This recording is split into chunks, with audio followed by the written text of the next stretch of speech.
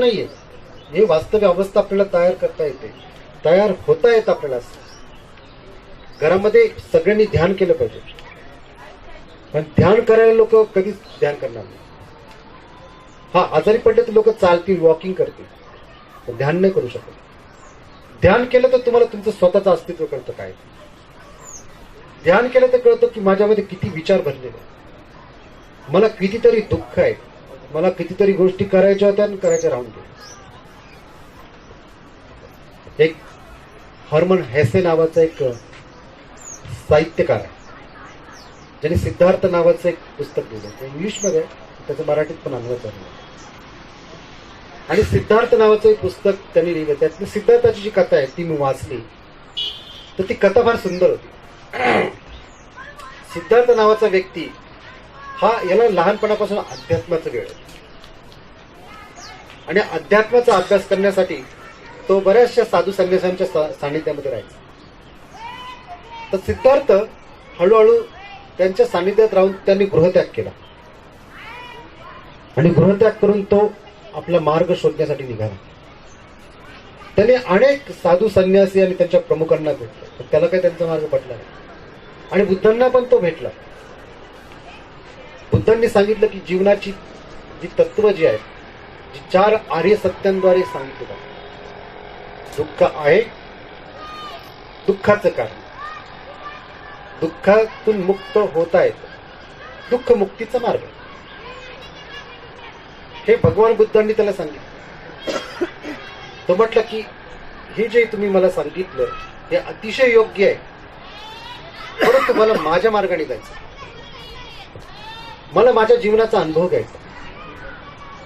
आणि मला माझ्या जीवनाचा अनुभव घेत असताना काय काय माझ्या जीवनामध्ये मला समोर जे येते त्याला मला सामोरं द्यायचं. हा निघाला होता अध्यात्माच्या मार्गावर. वाटेत तो बुद्धांनाही भेटला, बुद्धांचं पण ऐकलं, तरी पुढे निघाला. आणि तो पुढे शोधता शोधता तो एका अशा नदीच्या किनारी येऊन गेला की ज्या नदीचा म्हणजे त्या नदीच्या किनाऱ्यावरून दुसऱ्या किनाऱ्यावरती जाण्यासाठी एक जहाज होतं, होडी होती. त्यातला जो होडीकर जो होता, जो होडी चालवणारा, त्याच्या होडीमध्ये तो बसला आणि तो म्हटला की मला पलीकडच्या गावाकडे पोच. होडीवाला म्हटला पलीकडच्या गावाकडे मी पोहोचवतो, पण तू पुन्हा इथेच येणार. सिद्धार्थ म्हटलं मला काय समजलं नाही. तो म्हटलं तू पुन्हा इथेच येणार आहे. सिद्धार्थ म्हटलं ठीक आहे, मला पलीकडे सोड. त्याने पलीकडे त्याला सोडवलं आणि तो म्हटलं एक आणा द्यावं लागलं. सिद्धार्थ म्हटलं माझ्याकडे देण्यासाठी काहीच नाही. तो म्हटलं देण्यासाठी काहीच नाही, नंतर दे. तो म्हटलं नंतर पण माझ्याकडे द्यायसाठी असेल याची शाश्वती मी देतो. होडीवाल्याने विचारलं मग तू काय करतो? त्यांनी सांगितलं मी विचार करू शकतो, मी उपवास करू शकतो, मी संयमित राहू शकतो. होडीवाला म्हटला पण याचा काही उपयोग नाही, तुला मला 1 रुपया द्यावा लागेल, 1 आणा द्यावा लागेल. तो म्हटलं पुन्हा. होडीवाला म्हटलं की पुन्हा येशील त्यावेळेस 1 रुपया तुझ्याकडे नसेल, 1 आणा तुझ्याकडे नसेल.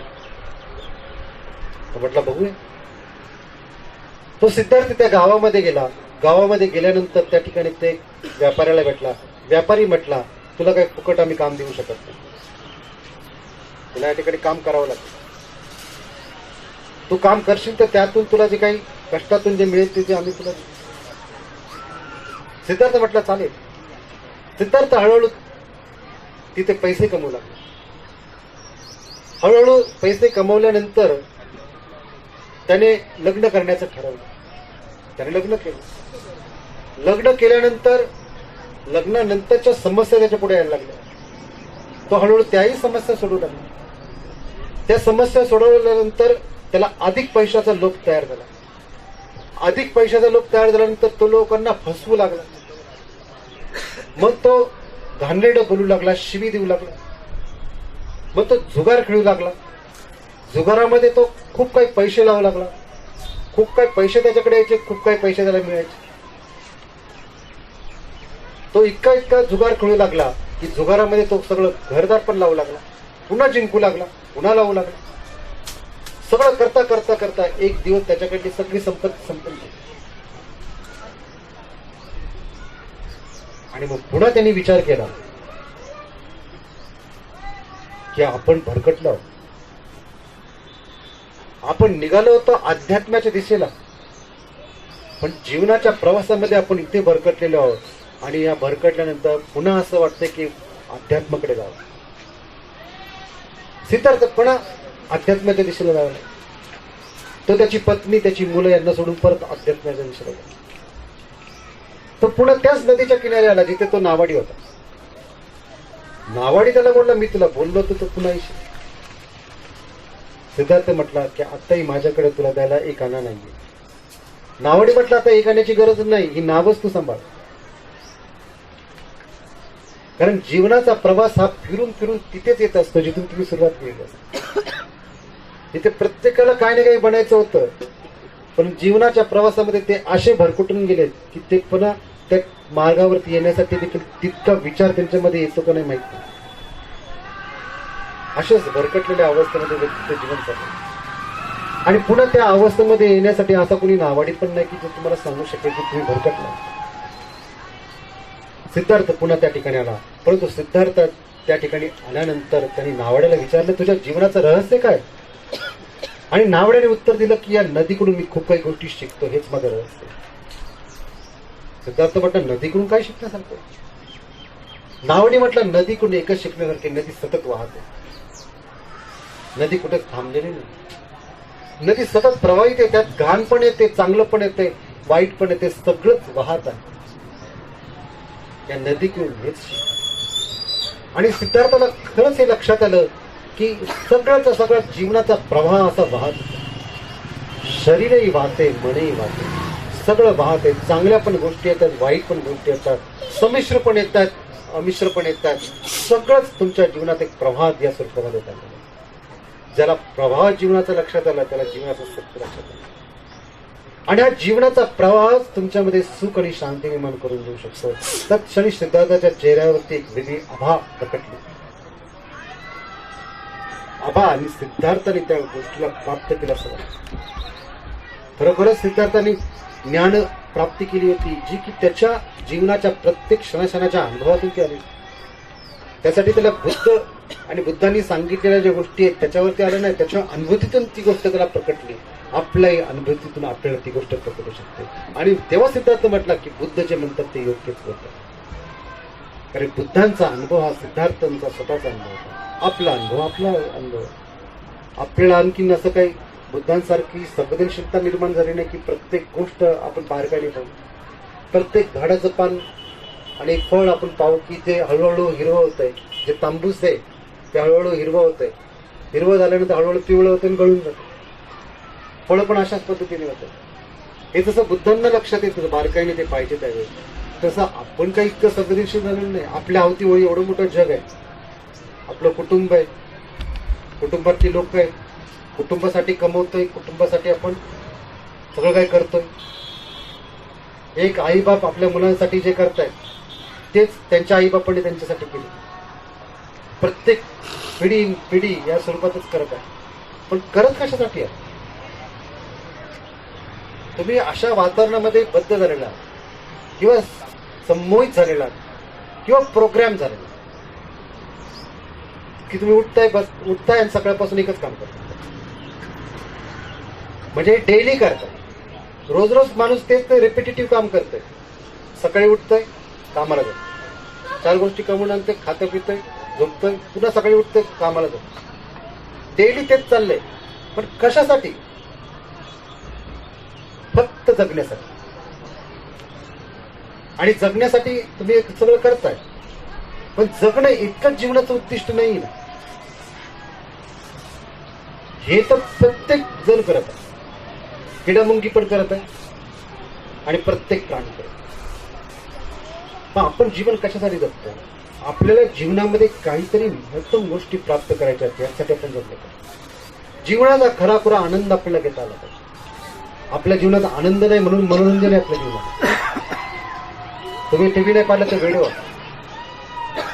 तुम्ही मोबाईल नाही पाहिलं तर व्हिडिओ. सगळं एंटरटेनमेंट, सगळे सण हे जीवनात आनंद नाही म्हणून तयार झाले. परंतु ज्याला जीवनाचा आनंद खराखुरा कळलेला, ज्याला प्रत्येक क्षण आज जाणारा श्वास आणि बाहेर पडणारा उच्छ्वास याचं रहस्य लक्षात आलं तर असं कळेल की प्रत्येक क्षण हा आनंदायक आहे. सेलिब्रिटी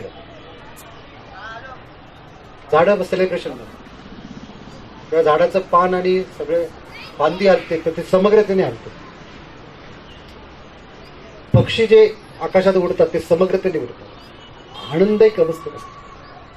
प्राणी आनंदायक अवस्थेमध्ये, फक्त मनुष्य आनंदित अवस्थेमध्ये नाही. कारण मनुष्यासाठी भविष्य काळ आहे किंवा मनुष्यासाठी भूतकाळ. मनुष्य वर्तमान स्थितीमध्ये नाहीये म्हणून त्याच्या जीवनामध्ये आनंद निर्माण होत नाही. म्हणून मनोरंजनासारखी साधन आहे. आणि आपण या सगळ्या वातावरणाने बनलेलं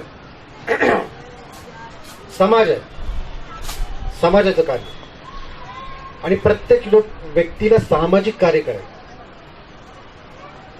परंतु सामाजिक कार्य करत असताना आपलं अंतर्मन पण तितकंच कार्याने विकसित झालं पाहिजे. आणि आपण जे काही करतो ते तर कुशल आहे किंवा अकुशल. आणि आपली कुशलता जी आहे ती कुशलता ही फक्त त्या कामाच्या बाह्य गोष्टीमुळे नाही, आंतरिक गोष्टीमुळे निर्माण होते. पण आंतरिक गोष्ट देखील तितकीच महत्वाची आहे. जितकं महत्वाचं झाड आहे तितकं महत्वाचं मूळ आहे. झाडाचं मूळच चांगलं नसेल तर झाड चांगलं येत नाही. आणि ज्याची मूळ खोल सूक्ष्म जमिनीमध्ये जातात तेच झाड जास्त वाढतात. त्याच झाडाचा डोलरा तयार होतो. पण ज्याची मुळं खोलवर जातच नसतात ते झाड लगेच संपून जातात. म्हणून झाडाचं मूळ म्हणजे आपलं मन. म्हणून आपण ज्या वातावरणामध्ये जीवन जगत आहोत ते वातावरण कोणतं आहे? सामाजिक आहे, राजकीय, धार्मिक आहे, आर्थिक आहे, शैक्षणिक आहे, कौटुंबिक आहे. हे सर्व आपल्या अवतीभोवती जी काही व्यवस्था तयार झालेली आहे या व्यवस्थेने आपण ह्याच्या पलीकडे आपण नाही. आणि आपण जीवन जगतो जसं सिद्धार्थाचं जीवन होतं की ते जीवन जगत असताना त्याला जसं जसं वातावरण मिळत गेलं तसंच तो बनत गेला. आता आपल्याला तसं जसं वातावरण मिळतं तसंच आपण बनतो. आपल्या जीवनामधलं असं काही उद्दिष्ट नाही जीवन जगण्याचं. जगायचं म्हणून जगतो आणि जगायचं म्हणून खातोय आणि जगायचं म्हणून काम करतोय. जर अशी व्यवस्थाच नसेल तर कुणी कामाला जाणार. सगळे भटकतील इकडे तिकडे आणि सगळे भटकतील आणि ज्याला जे वाटेल तो खाईल, ज्याला जे वाटेल ज्या पद्धतीचं जीवन तो जगू शकतो. सांगण्याचं तात्पर्य एकच आहे, या सगळ्या व्यवस्था असल्यामुळे आपण फक्त त्या व्यवस्थेशी संबंधित गोष्टी बोलत असतो. अजून आपल्या जीवनातलं वास्तविकता याची संबंध आपला येतो. जसा राजा मिलिंदला, राजा मिलिंद का सगळं होतं आणि मिलिंदाने जाऊन विचारलं की भिक्षू नागसेनला, नागसेन कोण? नागसेन म्हटले कोण नाही नागसेन. नागसेन हे नावच आहे फक्त, नागसेन असं कोण नाही. तसं आपलं फक्त आपलं नाव आहे, आपण कोणच नाही. आपली जर बारकाईने स्थिती पाहिली तर नावाच्या पलीकडे आपण काही नाही.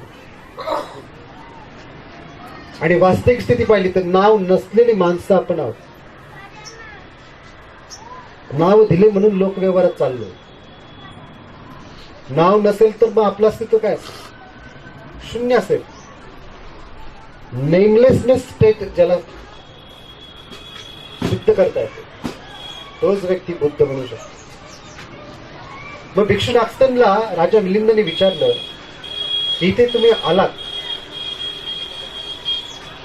आणि तुम्ही म्हणतात की भिक्षू नागसेन कोण नाही, मग चिवर घातलेलं आणि माझ्याशी बोलणार कोण आहे? नागसेन म्हणतात तुमच्याशी बोलणारे हे नाममात्र नागसेन, असं कोणी व्यक्ती नसतो. तर नागसेन असं म्हणतात की राजा तुम्ही कशाने आला? नागसेन उत्तर देतो, राजा उत्तर देतो, मिलिंदराजा उत्तर देतो मी रथाने आलो. नागसेन म्हणतात रथ दाखवा.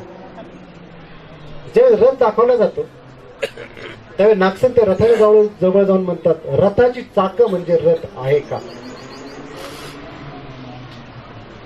राजा म्हणतो नाही. मग रथाची चाकं नागसेन काढायला लागतो. रथाचा दांडा म्हणजे रथ आहे का? ते म्हणतात नाही, रथाचा दांडा काढला. रथाला लावलेल्या फळ्या म्हणजे रथ आहे का? नाही, रथाच्या फळ्या काढल्या जातात. रथाला जे घोडे असतात ते म्हणजे रथ आहे का? ते म्हणतात नाही, तर घोडे बाजूला केले जातात. मग वारंवार नागसेन विचारतात की रथाचा हा भाग म्हणजे रथ आहे का? जीव म्हणजे रथ आहे का? ते म्हणतात नाही, ते काढले. मग भिक्षू नागसेन त्याला म्हणतात, राजांना म्हणतात, इथे मी प्रश्न विचारतोय, रथ कुठे आहे? पण इथे रथ कुठे दिसत नाही, इथे काहीच नाही. मिलिंद राजा हसतो आणि मिलिंद राजा असं म्हणतो, दांड्याच्या प्रत्ययाने, घोड्यांच्या प्रत्ययाने, चाकाच्या प्रत्ययाने, छत्रीच्या प्रत्ययाने, दांड्याच्या प्रत्ययाने, जूच्या प्रत्ययाने रथ हा तयार झालेला. रथ ही संज्ञा बनलेली आहे, सगळ्या गोष्टी त्याला जोडलेल्या आहेत. म्हणून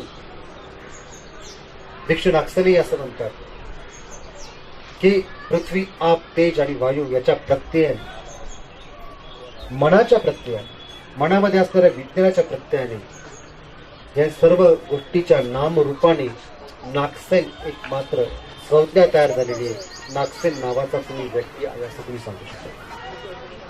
म्हणून सांगण्याचं तात्पर्य हे आहे की प्रत्येक व्यक्ती जो आहे हा नाव नसलेला आहे आणि अशा पद्धतीने जर त्याने व्यवहार केला तरच त्याला अनेक गोष्टी लक्षात येऊ शकतात.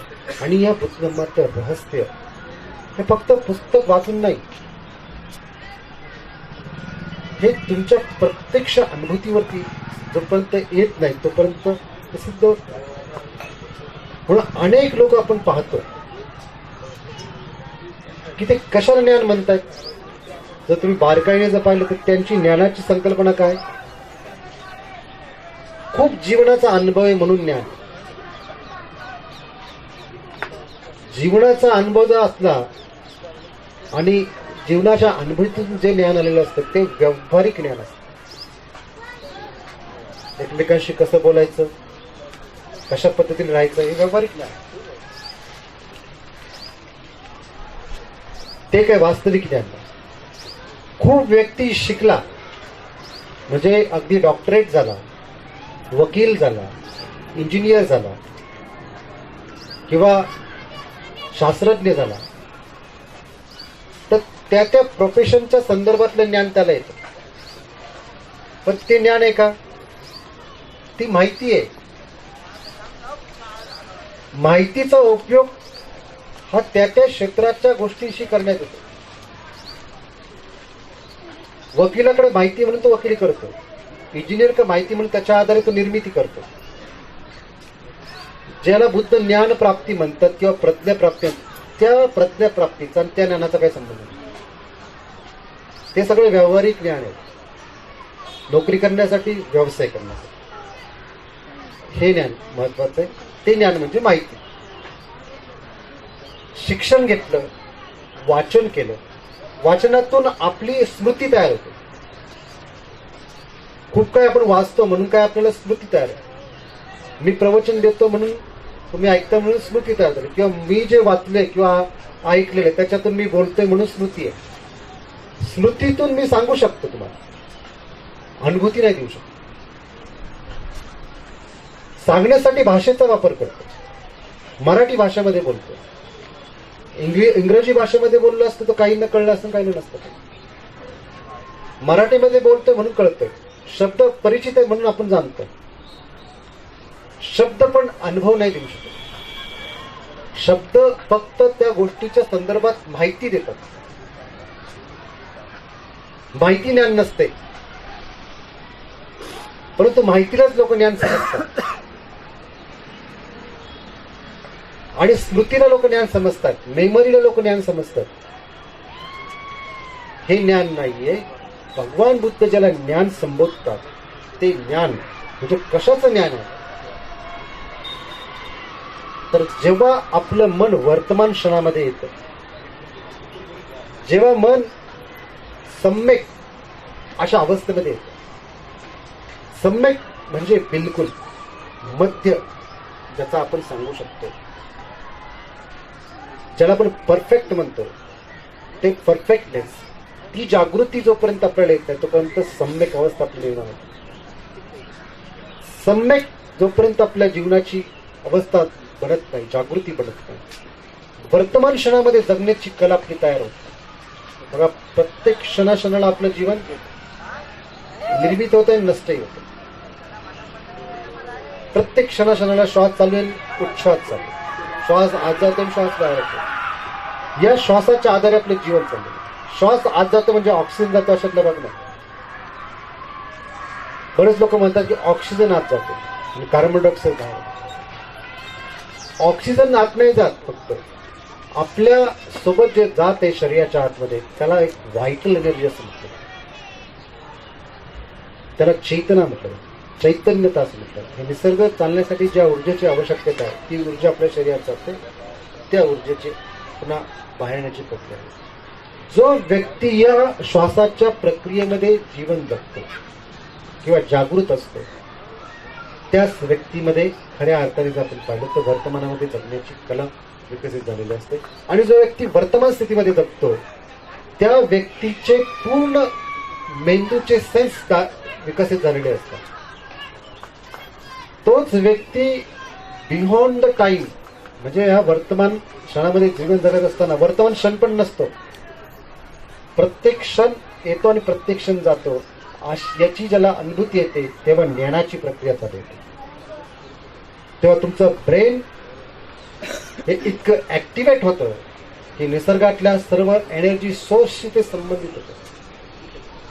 निसर्गाच्या एनर्जी सोर्सशी संबंधित होणे म्हणजे या निसर्गाच्या प्रत्येक घटकेचं ज्ञान तुम्हाला, प्रत्येक स्थितीचं ज्ञान. आणि ही अनुभूती जी की समयाच्या पलीकडे, काळाच्या पलीकडे, ती अनुभूती घेण्याचा प्रत्येक व्यक्ती प्रयत्न करत असतो पण त्याला ती मिळत नसते. म्हणून प्रत्येक क्षणाक्षणामध्ये जीवन जगणे म्हणजे ज्ञान प्राप्त करणे, म्हणजेच प्रज्ञा प्राप्त करणे. आणि यातूनच आपली एक ऊर्जा निर्माण होते, जी ऊर्जा प्रज्ञेची ऊर्जा असते. त्याला बुद्ध अत्तदीप भोग असते, स्वयंप्रकाशित असते. प्रकाश म्हणजे रेडिएशन. तुमच्यामध्ये अनेक प्रकार समाविष्ट. तुम्ही ध्यान केलं किंवा श्वासोश्वास पाण्याची प्रक्रिया जर केली का डोळ्याचे जे आपले बुबुळ आहेत त्या बुबुळांना स्थिर करण्याची प्रक्रिया केली किंवा बुबुळांच्या हालचालीकडे लक्ष दिलं तर तुम्हाला ऊर्जा आगामी. ऊर्जेलाच भगवान बुद्ध प्रकाश असं म्हणते. तुमच्यामध्ये निर्माण होतो तो निर्माण झालेला प्रकाश म्हणजेच काय तर तुमची आभा असते. भगवान बुद्धांची आभा 7 फूट इतकी पडायची आणि त्या आभेच्या सानिध्यामध्ये जे काही लोक यायची ती ज्ञान प्राप्त करायची, ती त्या अवस्थेमध्ये तत्क्षणी यायची. सांगण्याचं तात्पर्य एकच आहे, हे सगळं अस्तित्व तुमच्यामध्ये तयार होऊ शकतं. बुद्ध जी ज्ञानप्राप्ती म्हणतात त्या ज्ञानप्राप्तीतून प्रज्ञा निर्माण होते, त्या ज्ञानप्राप्तीतून करुणा पण तयार होते. प्रज्ञा आणि करुणा म्हणजे धम्म आहे असं बाबासाहेब. करुणा पण एक ऊर्जा आहे. प्रज्ञा आणि करुणा एकच आहे, दोन नाही. प्रज्ञा ही स्वयं अवस्था आहे, प्रज्ञा ही अभिव्यक्ती. प्रज्ञा ही स्वयं अवस्था आहे, करुणा ही अभिव्यक्ती. करुणा याचा अर्थ काय? करुणा याचा अर्थ की तुमच्या समोर येणारा प्रत्येक घटक जो आहे त्या घटकेविषयी असणारा तुमच्या मनातला एक प्रकारचा दुःख मुक्तीचा कारुणिक ज्याला म्हटलं जातं. करू याचा अर्थ दुःख, ना याचा अर्थ भावना. ज्याच्या मनामध्ये दुःख मुक्तीची भावना आहे त्याला कारुणिक म्हणतात. बाबासाहेबांची प्रतिज्ञा आहे 22 प्रतिज्ञेमध्ये. प्रज्ञा, करुणा आणि शील याची सांगड घालून मी माझं जीवन व्यतीत करतो. ही 22 प्रतिज्ञेवरती सगळ्यात महत्वाची प्रतिज्ञा. पण या प्रतिज्ञेवरती आजही कोणी बोलत नाही. ही स्वातंत्र्य, समता, बंधुता प्रस्थापित करण्याचा प्रयत्न करेल. मी मैत्री भावना ठेवेल अशी प्रतिज्ञा आहे. परंतु कोणी त्याच्यावरती वास्तविकता बोलत नाही किंवा काम नाही करत. ईश्वरावर बोलणं सोपं आहे, देव असतो का नसतो का, त्याचं अस्तित्व असतं का नसतं, किंवा त्यांची टिंगल मस्करी करणे सोपं. ईश्वर जो आहे तो आहे का नाही हे एक वेगळा भाग आहे, परंतु प्रज्ञा, ज्ञान आणि करुणा या गोष्टी अस्तित्वात आहे आणि याची अभिव्यक्ती आपल्याला करता येते, म्हणून ही ऊर्जा आपल्याला प्राप्त करते. सांगण्याचं तात्पर्य एकच आहे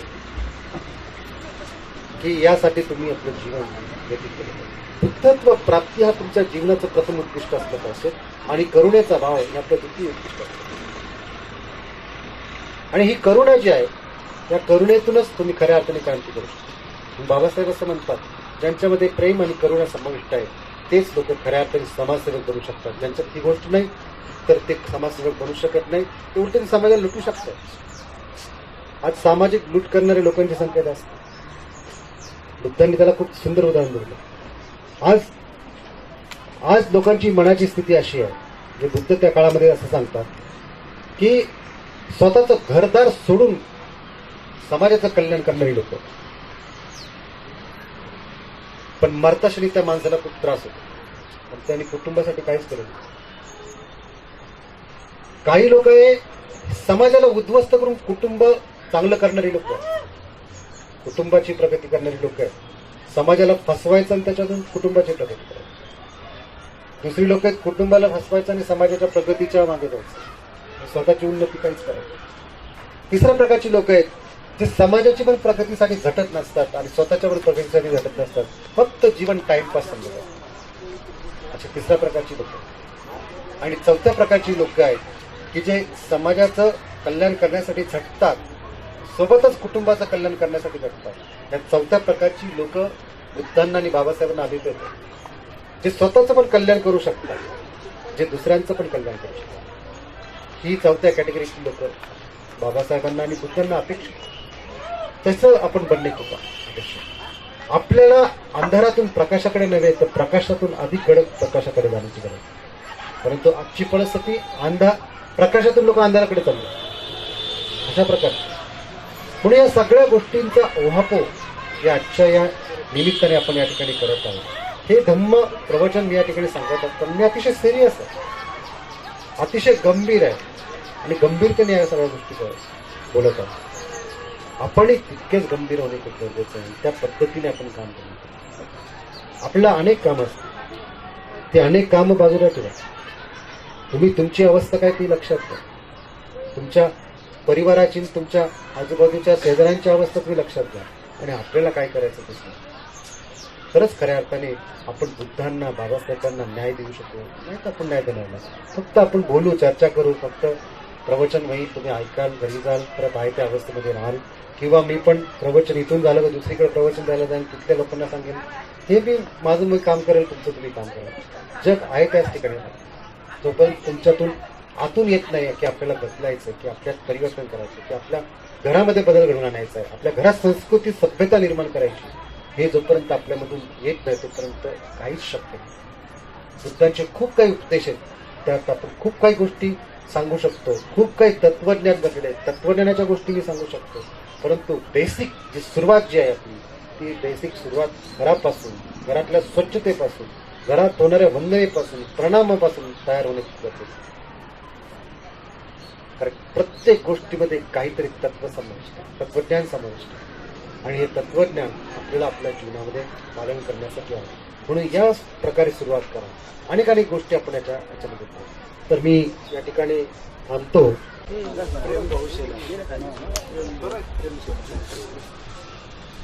त्याचप्रमाणे सर्वांनी टाळ्या वाजवायच्या. प्रेम भाऊ शेलार यांचं वाजवायचं.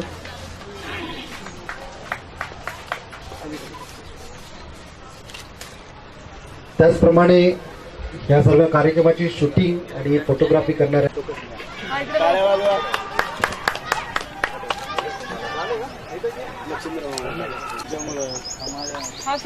काम केलं म्हणून तर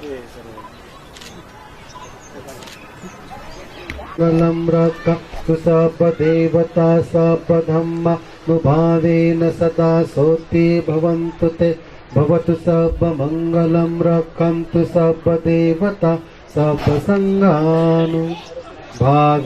सदा सोति भवन्तु ते।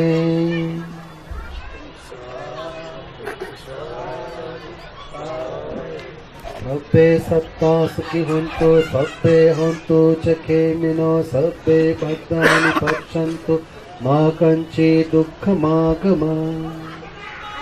उपस्थित आपण सर्व उपासक व उपासक, आज आपण या धम्मचिंतन शिबिरामध्ये ज्या ज्या काही गोष्टी या ठिकाणी मी आपल्याला सांगितल्या किंवा शेअर केल्या, त्या गोष्टीच्या संदर्भात आपल्या मनामध्ये जर काही प्रश्न असतील किंवा तुमच्या मनात काही प्रश्न असतील तर आपण या ठिकाणी ते प्रश्न जर विचारले तर नक्कीपणे मी तुमचं त्या प्रश्नाचं निरसन करण्याचा प्रयत्न करेन.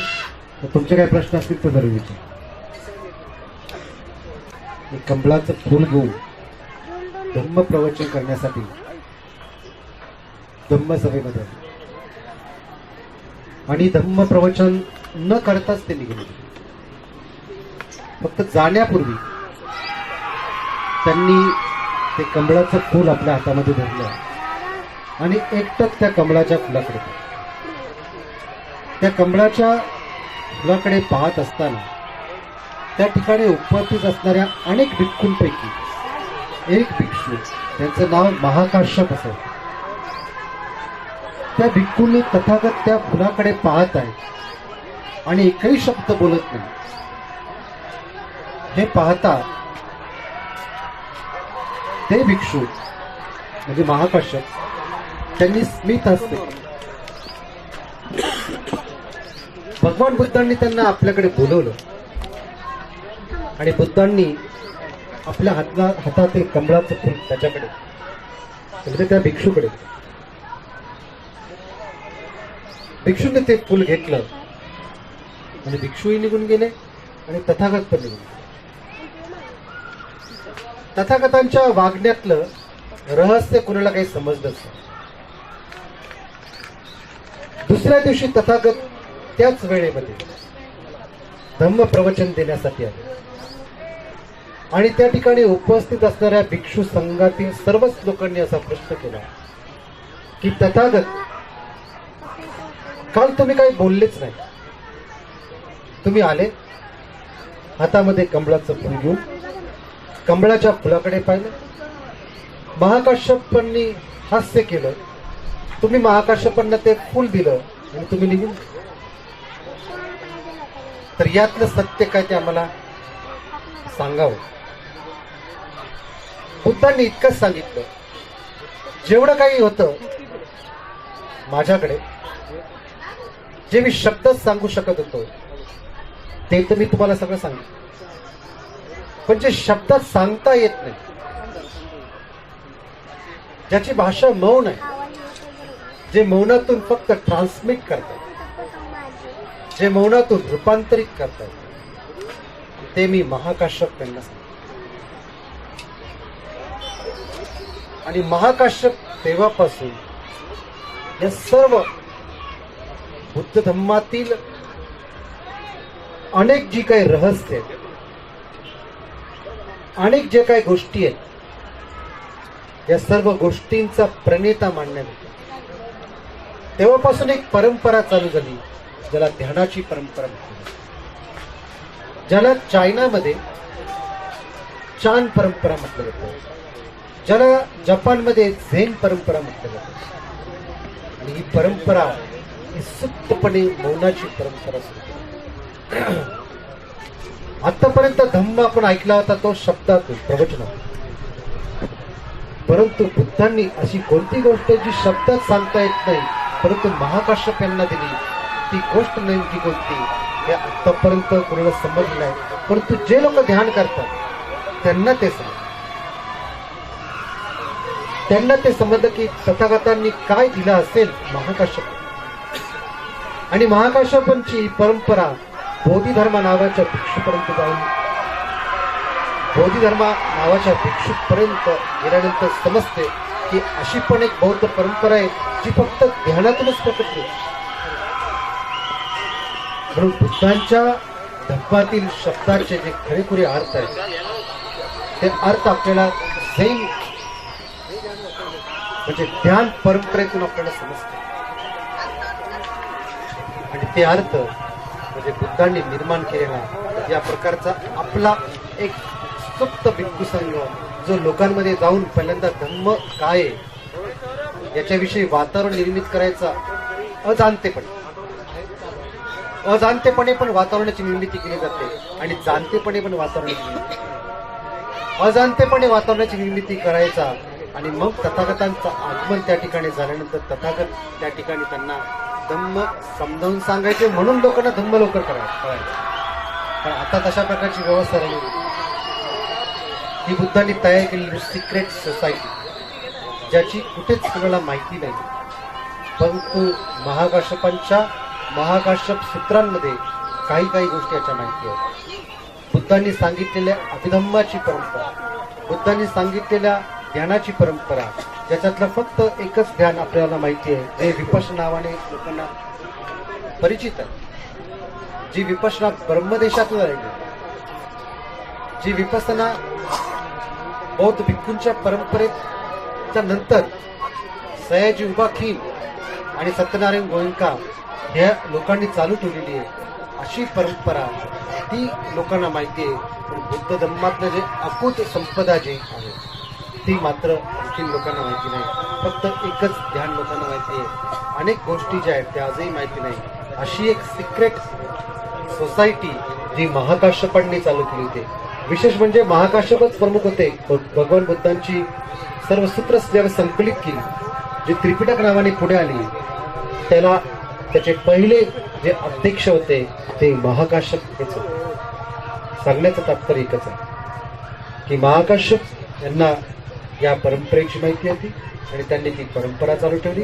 बौद्ध धर्म नावाच्या भिक्षूंनी ती चायना आणि जपानमध्ये या ठिकाणी घेऊन गेले आणि ती परंपरा आजही जगामध्ये वावरत आहे. तर ही एक जी परंपरा होती बौद्ध भिक्खूंची, जी भगवान बुद्धांचं ज्ञान हे प्रथम लोकांमध्ये जाऊन जागृततेने अजाणतेपणे सांगायचे आणि त्याच्यानंतर तथागत बुद्ध त्या ठिकाणी येऊन ज्या वातावरण निर्मिती झालेली असायचे त्याद्वारे तथागत उपदेश करायचे आणि त्यातून ज्ञानप्राप्ती त्यांना व्हायची. ही बुद्ध बोलता बोलता ज्ञानप्राप्ती व्हायची, बुद्ध सांगता सांगता ज्ञानप्राप्ती व्हायची. तर अशी ज्ञानप्राप्ती ही आपल्या जीवनामध्ये कशा पद्धतीने आपल्याला साकारता येईल, आत्ता ही गोष्ट राहिलेली नाही आहे. आत्ता असं काही गोष्ट असते हेच लोक मानायला तयार नाही आहे. तर या ज्ञानाच्या प्रक्रियेमध्ये आपण शिकण्याच्या प्रोसेसमध्ये येणे. मी तुम्हाला सांगतो म्हणजे मी शिकतो. शिकण्याची स्थिती कधीच संपत नाही. सांगणे पण एक शिकणे, ऐकणे पण एक शिकणे. शिकण्याची जीवन पद्धती ज्यांना जमली त्यांनीच खऱ्या अर्थाने जीवनामध्ये ज्ञान. आपण सतत शिकण्याच्या या प्रोसेसमध्ये असले पाहिजे आणि प्रत्येक गोष्ट ही आपल्या स्वतःच्या स्थितीवरती निरीक्षण म्हणून या प्रकारचं निरीक्षण आपल्यामध्ये विकसित करा. प्रत्येक गोष्ट जी आहे त्या प्रत्येक गोष्टीतून शिकण्याचा प्रयत्न करा, तरच आपलं जीवन समृद्ध अशा प्रकारचं होऊ शकेल. जीवनामध्ये बुद्धत्व प्राप्ती हा जीवनाचा सगळ्यात मोठा अविभाज्य भाग आणि जीवनाची उद्देशिका आपली असते पाहिजे. हे आपलं उद्दिष्ट असतं आणि उद्दिष्ट साध्य करता करता धम्म मार्गावरती चालता करता बाबासाहेबांनी सांगितलेले विचार हे आत्मसात करून आपण लोकांमध्ये एक सामाजिक क्रांती, धम्माचा दृष्टिकोन या स्वरूपाचा आहे बाबासाहेबांचा. जीवनाची बहिर्गामी प्रगती आणि जीवनाची अंतर्गामी प्रगती या दोन्ही प्रगती अवलंबून आहे आणि या दोन्ही प्रगती ज्याला साध्य करता आल्या तोच समाज खऱ्या अर्थाने एका विकासाच्या प्रक्रियेला पोचू शकतो किंवा पोचला जातो. अशा समाजाची आपल्याला आवश्यकता आहे. अशा समाजाचा भाग बना, अशा व्यक्तींचा भाग बना, अशा समूहाचा भाग बना आणि प्रत्येकाच्या जीवनामध्ये बुद्धत्व प्राप्त करा. प्रबुद्ध व्हा, स्वयंप्रकाश करा. इतका संदेश देतो आणि या ठिकाणी थांबतो. जय भीम, नमो बुद्धाय.